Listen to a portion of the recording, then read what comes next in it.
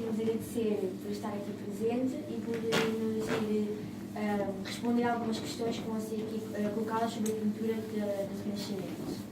É um prazer receber-vos na Casa dos Patutos, claro. Obrigada. A primeira questão é que nós queremos ver quantas obras do Renascimento existem na coleção de José Relvas. Na coleção de José Relvas existem 10 obras do Renascimento, dos finais do século XV até aos inícios do século XVII. E estão concentradas num espaço ou dispersas por várias salas? Estão concentradas basicamente nesta sala, que é a Sala dos Primitivos, onde temos o maior núcleo de pintura do Renascimento, mas temos também depois outras obras que estão na Sala Renascença, em 2 salas da casa. Que artistas, escolas do Renascimento estão representadas na casa? Bom, se calhar começo por referenciar o artista mais representado, Francisco Henriques, tem nesta coleção 4 obras. Depois temos a Escola Toscana, com Andrea del Sastro, a Escola Hispano-Flamenga, com Hans Memling e também com Luís Morales, e ainda a Escola Italiana, com Perugino. Destacar também, ainda dentro da Escola Italiana, a Escola Napolitana, com uma obra, uma pintura que é atribuída à Escola de Caravaggio. Sabemos que existe no museu obras de Francisco Henriques. De que nacionalidade era este pintor? Bom, Francisco Henriques era da Flandres, portanto era flamengo, de uma cidade que hoje é a cidade de Bruges, portanto na atual Bélgica. Viveu em Portugal durante algum tempo? Viveu em Portugal, sim, durante algum tempo. Portanto, ele chega a Portugal em 1500 e vive em Portugal 18 anos. Portanto, ele faleceu em 1918. Sabe-se onde? Sabemos que viveu em Lisboa. Aliás, ele morre em Lisboa, precisamente, como disse, em 1518, vítima da peste de 1518, mas certamente viveu também em alguns espaços, em alguns locais do país, onde fez grande parte da sua produção pictórica, como, por exemplo, em Évora ou Viseu. Que obras nos deixou? Bom, deixou-nos um conjunto de obras bastante interessante, que são obras muito significativas do Renascimento, obras importantes e algumas que, apesar de terem influência flamenga, foram feitas em Portugal, não é? Pintou o retábulo da Sé de Viseu, pintou também o retábulo da Capela-Mor da Igreja de São Francisco de Évora, também das capelas laterais, e pintou também painéis alusivos à vida de Santiago para Palmela. Onde podemos encontrá-las? Bom, a grande parte destas obras hoje estão em museus, ou seja, do ponto de vista histórico, há um momento importante para que estas obras venham a integrar as coleções dos museus, que tem a ver com a extinção das ordens religiosas no século XIX. Grande parte destes espólios que estavam nos conventos foram vendidos. Então, estas obras hoje encontram-se, por exemplo, no Museu Grão Vasco, de Viseu, no Museu Nacional de Arte Antiga, em Lisboa, que é o museu que tem o maior número de obras de Francisco Henriques, e depois aqui, na Casa dos Patutos, onde temos então 4 obras de Francisco Henriques. Sobre as obras de Francisco Henriques que se encontram aqui na Casa dos Patutos, em que sala se encontram? Encontram-se então nesta sala, onde estamos, na Sala dos Primitivos, uma sala que foi feita já após o projeto inicial da casa, portanto, do arquiteto Raulino, projetado em 1904, construído entre 1905 e 1906. No entanto, em 1926 é feita a sala onde nós estamos, assim como um conjunto de salas que se encontram nesta ala da casa, tinha como objetivo específico só colocar os objetos artísticos. Portanto, não tinha qualquer funcionalidade, digamos assim. Era única e exclusivamente para colocar as obras de arte. Esta sala tem algumas características especiais para garantir boas condições de exposição. Arejamento, por exemplo. Exato. Esta sala tem uma característica muito interessante, tem a ver precisamente com o arejamento. Aliás, posso mostrar-vos que o arquiteto Raulino pensava em tudo. Nós estamos numa sala interior, onde não há janelas, e então ele decidiu, no seu projeto, fazer estas aberturas, que são os respiradores, para poder circular o ar. Portanto, uma forma também de conservação preventiva deste espólio que aqui se encontra. Quantas são as obras deste pintor que aqui podemos ver? Bom, deste pintor temos 4 obras. Temos, então, estas 4 obras que estão nas paredes laterais. Em que materiais foram feitas? Bom, as 4 foram feitas, pintura sobre madeira, sobre tábua, neste caso é madeira de carvalho. Grande parte da pintura que nós temos é pintura sobre tela. Aqui é pintura sobre madeira, e em concreto madeira de carvalho. Cada uma destas obras tem um assunto, ou seja, um tema. Pode falar-nos sobre o título de cada um? Claro.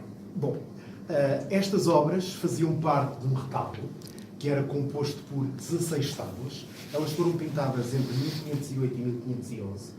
Foram feitas para a Igreja de São Francisco, de Évora, como já anteriormente referimos, e nós temos aqui 4 dessas tábuas.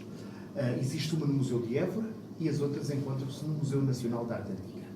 Ora, nós temos, na Casa dos Patudos, as primeiras cenas da vida de Cristo. Portanto, digamos que é o Círculo Mariano. Esta primeira obra, que representa a Anunciação, portanto, o anjo Gabriel anuncia a Maria que vai ser mãe. É curioso porque nós percebemos, através desta produção pictórica, a influência que o pintor traz de onde veio, da terra onde nasceu, não é? Portanto, da Flandres. Ou seja, os parejamentos muito pintado ao gosto flamengo. Depois, temos o nascimento, ou seja, a natividade. Estamos agora muito próximo do Natal, não é? Portanto, enquadra-se perfeitamente. São José. Depois, a seguir, temos Maria e o Menino. A adoração dos magos. Curiosamente, dizer-vos que é uma obra muito interessante também e que tem aqui no fundo, o que nos está aqui a mostrar, para além de ser uma das cenas das primeiras cenas da vida de Cristo, em que os reis magos trazem em conjunto incenso, ouro e mirra para oferecerem ao menino, tem também aqui uma outra, digamos, tem aqui também outra intenção, que é o facto de mostrar o mundo que era até à época conhecido. Ou seja, nós estamos a falar de um período em que ainda não se conhecia a totalidade do mundo.